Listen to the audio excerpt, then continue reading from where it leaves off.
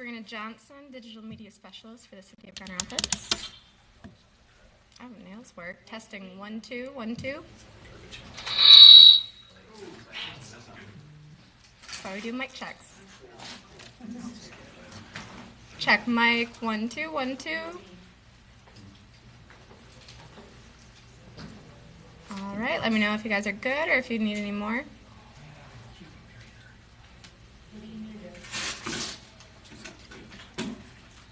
Stay there so I can wipe bounce off your shirt. That would be awesome. No problem.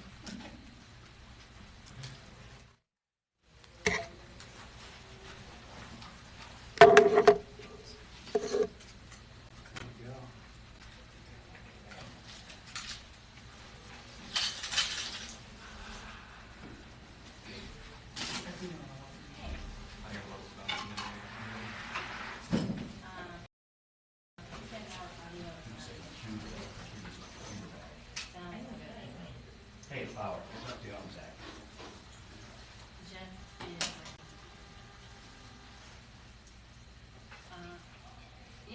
Keep them on the phone. All right, one final Keep them on the phone. test check 1 2 1 2. Testing 1 2. All righty. I've got 2 channels for audio. They have them all. One, I flopped my own lavalier. Sound any better? Does it still sound like crap? Can you hear me now? So I just want to let you know. Any better? Any better? Any There's better? 2 distinct mics. I mean, if it's confusing, I'll just take one down. Mic check, mic check. No. Okay, It's okay, bye.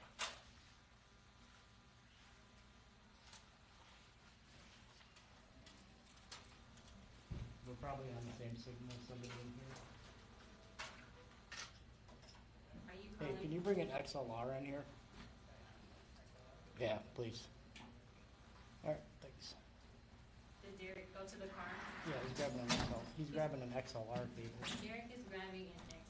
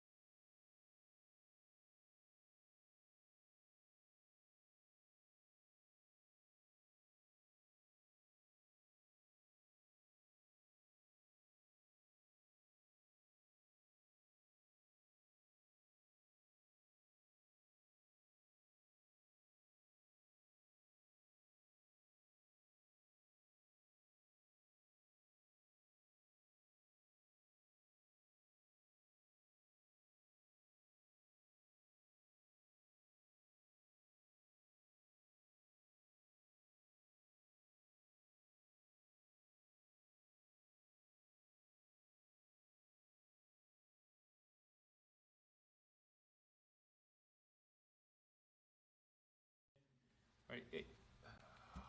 Thank you guys for taking the time to come down and talk to us again. For anybody with a tech background, you probably get more than me. The video right now is rendering, so we don't have the video to show you. It will be put in a Dropbox, which we'll have emailed to you, so you'll have access to it. I was hoping to go through it with you right now, but what you're going to see is you're going to see body-worn camera video of a couple of the officers, including the 2 officers that are in the patrol car. You're going to see their in-car camera video of that car. And, of course, what I'm referencing is the officer-involved shooting from yesterday. Back on October 11th, Tamika Wright was killed by Patrick Jones. They had a domestic relationship. She was shot in the head in her car. The vehicle then crashed. Patrick Jones fled from the scene, and we haven't seen him since. You all in the media helped us out a few days ago. The police department was asking for help. We put his mugshot out, and we had obtained a warrant for his arrest several weeks ago. He had been hiding in various places around the city, and the community came through. We had a tip from Silent Observer yesterday indicating that he might be in the 1300 block of Cass. We had officers go over there, try and corroborate that information. As the officers drove up on the scene, they encountered Patrick Jones, who pulled a gun out and started shooting at the patrol car. What you'll see in the video is the patrol car's hood, windshield struck. You'll see glass spraying. These officers thought that there was a chance that they could have been hit. It was very chaotic. They returned fire. One other Grand Rapids police officer returned fire. The offender then fled the location and is last seen on video by actually a bystander's cell phone video holding a gun to his head. A single gunshot was heard, and he was found by Grand Rapids police officers deceased on the ground. So at this point in time, we can say that the investigation as it plays out by the Michigan State Police will most likely indicate that this is a suicide, as there were no police officers in the area and no police officers fired their gun when that gunshot can be heard on various audio systems. So that's the update I have for you. Again, we'll get the video to you later today. I'm joined today by Captain Trigg, who is the incident commander. He's the captain of the South Service area. He was the incident commander on scene yesterday. And if you have any questions for us to clarify, of course, thank you guys for coming down, and I'll take your questions at this time. So you said, go ahead. You mentioned he was hiding in various places, and he was at a home yesterday. Do we know who owned the home, or are there any arrests pending? That is something that we're looking into. So we are looking into seeing who was helping him, who was harboring him, because we think that that's a potential criminal offense did take place in whoever was concealing him. But obviously it was someone in the community that stepped up and also gave us information, said this individual who murdered the mother of 5 was not going to be able to go not held accountable. So we appreciate that information. Yes, sir. Can you give us a general idea what the motive may have been in that killing? Was it heat of the moment, or was this maybe a long-standing feud that boiled up in the end? We're still piecing that together. There was obviously the victim is deceased, and now the offender is deceased, but there was a domestic relationship, and Mr. Jones had a very violent past. He was on parole for home invasion, weapons offenses. He also had previous domestic violence arrests. So we know the propensity for violence was there. The history of domestic violence was there. So it was domestic in nature, but as to what the actual argument was in that car on that day when he killed her, I don't know. Previous arrests involving the same? No, different woman. Yeah.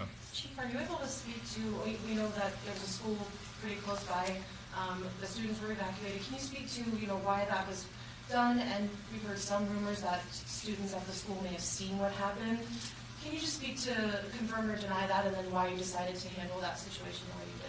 Sure. So the offender fled the area from that stop, or actually was running and shooting, and ended pretty much directly in front of the Southeast Pathways Academy on the south side. And like you said, there were actually students that were there. Now, Michigan State Police is conducting the investigation, so they went over there and they would have interviewed all the witnesses. But I believe when we upload the video, you'll see at least a still shot of some cell phone camera video from either a teacher or a student that was recovered showing Mr. Jones outside of that school with the gun to his head at that time. So as far as evacuating the school, we didn't call for the evacuation. Immediately when it came over the air that he was headed towards the school, we made notifications to Grand Rapids Public School Security. They went into lockdown where they secured the area and waited for us to give the all clear. At that point in time, because we had a very significant, about 2-block crime scene, and it was going to be logistically difficult for them to operate, they decided to do an early dismissal. Can you speak a little bit too about, this tip came from Silent Observer. I know you speak for all of us. We report that a lot because it's an anonymous way to tip the police. Can you talk about why that's such an important resource for you guys to use, and maybe this was an unfortunate outcome, but this is how you guys can resolve situations? A lot of people there's a lot of people, most people in the community, they want to do the right thing. But the reality is, in some criminal incidents, there's a fear there. In this case, this man was known to a lot of individuals in the community as someone that they were afraid of. So to say, do the right thing, step up, come forward with that information, it's easy for me to say, standing here in uniform with a vest on.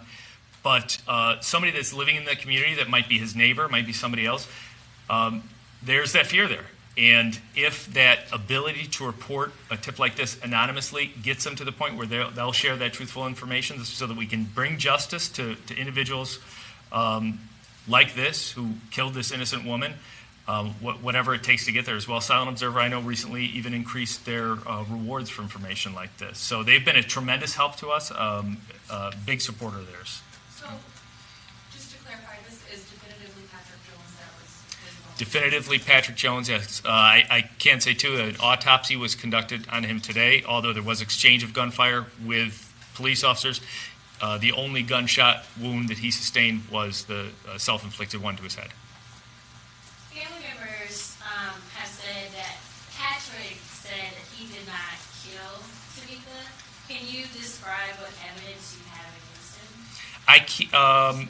You know what, though? All I know is a warrant was approved by a judge who thoroughly reviewed all the evidence. I didn't review the case myself, so I can't give you everything, but I think typically in that case we'll have the individuals who were in the area as witnesses. If there's 2 individuals in a car, one is murdered with a gunshot and one is seen fleeing from the car, that's extremely good circumstantial evidence. I don't know what biological or forensic evidence was recovered, but whatever it was got to the point where a judge said definitively, I will sign a warrant for his arrest. So, that's information I could get back to you and share with you in the future. And to clarify, we don't know whose house he was at yesterday. We have information. We've identified the address and everything. We're not sharing that at this time, and I don't want to interfere with the Michigan State Police investigation as well. Have you been in touch with Tamika Wright's family after yesterday? I'm sure there's a lot of emotions on both sides, but have you been able to be in touch with them? We had detectives on scene that had a connection with both Tamika Wright and actually Patrick Jones's family as well. So between us and the Michigan State Police as well, we've connected with the families, yes. Yes, sir. We know at least one person who says her second floor apartment was at a bullet hole because of the shooting. Are you aware of any other random gunfire that ended up hitting any dwellings or anything else? While the investigation is not ours, I will say that we were on scene quite a bit helping out the Michigan State Police, and I did see them processing a couple cars which looked like they had already also been hit by gunfire. I don't know at this point in time, that perhaps they do how many rounds total were fired. I do know that there was an extra magazine. Patrick had at least 2 magazines on him, so that's a significant amount of rounds that could have been fired. I think that'll all probably come out in the investigation in the end. Standard handgun? It's right, yeah, it was a 9mm semi-automatic handgun, yeah.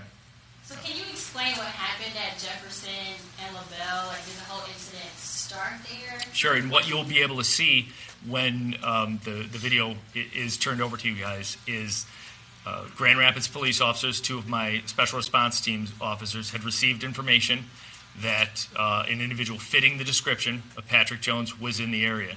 They drove up. There was, it's a cold day. There's not that many people on the street.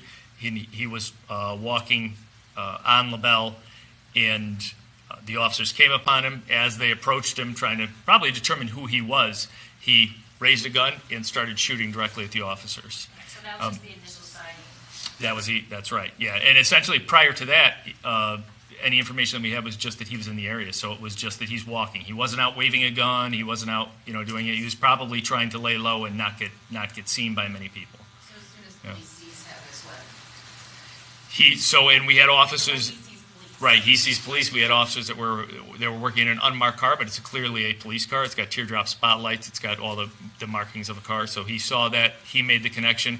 Obviously, he's probably been very paranoid as he's been moving around the past few weeks, and he's very cognizant of the police. It's pretty much just one car on the road is a police car, and just him. And he probably knew that they knew who he was. This isn't the first time that a Grand Rapids police officer has been shot at, even in the last 6 months. I think June was one we had with a 17 or 18-year-old. Can you talk about, like, based on your experience, how common is it for people to be shooting at police? We've had two, and this is the second time in 2 weeks that we've had somebody try and murder one of our officers. So it's very uncommon. I hope it gets much more uncommon, but it's very unsettling. I know this is a very specific case with a wanted killer that's on the loose. It's an inherently dangerous situation, but it's still very unsettling. We just had an officer, when our K-9 was stabbed, that individual had shot at police officers before that. So I know these two officers, I spoke to them last night, the ones that were in this squad car that received the fire. Once you see the video and you see how close these officers came to death, extremely disturbing. And I know that I have a strong, obviously, concern for the well-being of the officers. We have a great wellness program here, but very unsettling once you see the video. And can you talk about, too, because these officers, the special response team has been utilized in numerous different ways, but is this the first time that they've been executing, like looking for an homicide suspect in this way? And is it important that it's the special response team that's there, specialized in things like this one as a known violence? They have enhanced training. Like, for example, when we have a SWAT-type incident, they are the ones that are trained to engage in that. However, as you said, we use them well. I know Captain Trigg used them to do door-to-door canvassing in the South Service area, as did Captain Dixon in the East Service area there. So they can do it all, from community engagement to literally barricade situations. It was that team that made entry when our K-9 Eli was stabbed. So this is something that they are a discretionary resource, that they're a group that's not always tied down to 911 calls. And in fact, prior to this incident, during the day, they were doing foot patrol downtown. And this incident happened, and they said, who's available? And these guys are highly trained, and nothing really catches them off guard. This is something that will catch anyone off guard, and I think it's very disturbing once you see the video. So, Chief, normally you were able to walk us through the video, like you said, it's rendering. Is there anything that would be helpful for you to explain ahead of us getting it when we're not all together?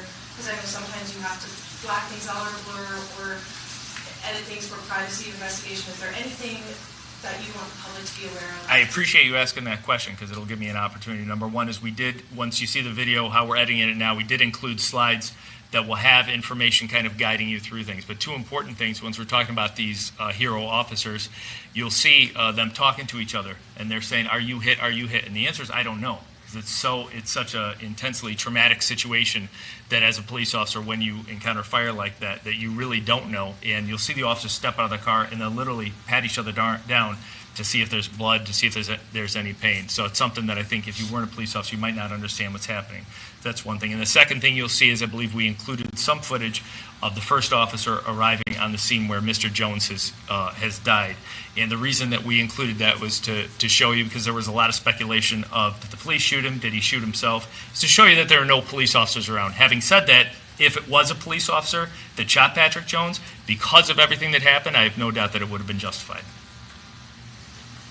Chief, just to clarify, was there more than two officers there, LaValle and Jefferson? Or was there were several officers on foot. There were two officers right there at that location in the car, and they were the closest, and they were the only ones that Patrick Jones obviously saw, determined to be police officers. And then once the shots were fired, I had my radio on in my office. I was listening, and a lot of officers were listening. In a matter of moments, there were numerous police officers down there. Yeah, and you'll see many police officers on the video because of that. And finally, were there two officers that fired or three? There were only two. Yesterday, I believe I said there were three officers that fired. There were only two officers that fired. One fires from inside his patrol vehicle. One fires from outside where he's standing. Can you speak to, when an incident like this happens, I mean, we've talked about staffing issues before with Grand Rapids Police Department. This one person's careless actions, Patrick Jones, and firing and creating this, all of you guys are in one portion of the city right now. What kind of burden does that place on the police department? Why is that important? It is a burden as far as calls, less important calls, like theft reports, things like that, they would have to hold. And we went into a call backlog yesterday because it's a drain on resources. Having said that, our partners from the Michigan State Police came. They were blocking off roads for us. They were extremely helpful. East Grand Rapids came to back us up. They helped out. So that release of burdens, and pretty quickly we were able to get some of our officers back into the role of being able to cover the entire city effectively. But any big incident like this, it is a tremendous drain on resources. Yeah. Yes, sir. You said yesterday 3 of your officers are on paid leave as of the MSP dispute? That's correct. That's correct. Do you know, and all 3 fired shots? So there's 3 officers that are on administrative paid leave, and that's one of the officers that was in the vehicle that was struck that did not fire, one of the officers that was in the vehicle that was struck that did fire, and then another police officer that fired but was not in that car. Okay. Appreciate you guys coming down here very much. Thanks for taking the time. Sorry that the video is still rendering, but it should be hopefully just moments till you get it. And if there are any follow-up questions, once the video is done rendering, we have it. Absolutely, reach out. I'll be available. I'll probably be here all night. Just to clarify, he didn't come out of the house there. He was walking down the street. When the officers encountered him, he was near the house where we had information from, but they didn't indicate whether or not he actually came out of that house or not. We weren't able to put that together before this went down. Gotcha. Did he jump across the school property, or do you know? He was close. I believe he was possibly in the parking lot at some point in time. I believe one of our officers actually called out, and you'll hear it in the audio from the video, that he's running through the school, or he's running to the school, and then he's right in front of the school. How long do your officers on leave after something like this happens where they're shot at? So what we'll make sure that they don't return to full duty until the prosecutor makes a determination of whether or not there's some criminal action that he's going to take against the police officers. But we'll make sure that they get access to a counselor, make sure that they go to a stress debriefing program, and make sure that they're in the right place before they even come back to work. Once they're in work, while we're waiting for that word from the prosecutor, we'll have them work in the training unit or some other administrative job where they can help out until they're ready to get back to full duty. All right, thanks. I'll say goodbye one more time. I appreciate you guys for coming down. Thank you.